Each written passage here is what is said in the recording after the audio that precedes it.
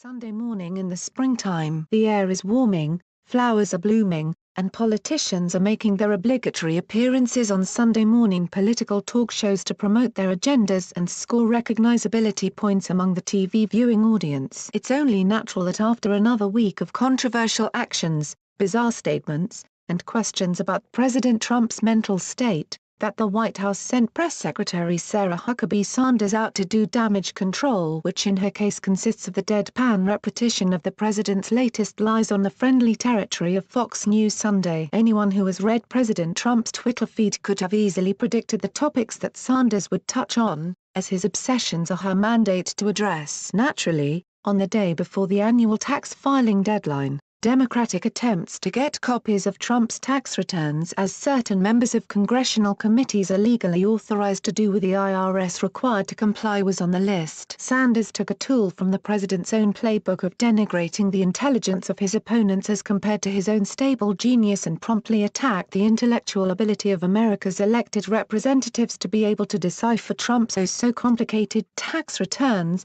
calling the Democrats' attempt to obtain them a dangerous road to navigate. I don't think Congress, particularly not this group of congressmen and women, are smart enough to look through the thousands of pages that I would assume that President Trump's taxes will be, Sanders told Fox News Sunday host Chris Wallace. My guess is that most of them don't do their own taxes, and I certainly don't trust them to look through the decades of success that the president has and determine anything, she snarkily added. While the president and his paid mouthpiece may consider Democratic efforts to legally get copies of his tax returns as dangerous, the only danger conceivable is to Trump himself once the details of his financial empire, including the amount of his wealth and debt and the sources of his loans, are revealed. Huckabee Sanders also felt compelled to address the report that Trump offered a pardon to Customs and Border Protection, CBP, Commissioner Kevin McAleenan in exchange for him violating the law on closing the border with Mexico. The press secretary issued a vigorous denial of the story originally broken by CNN,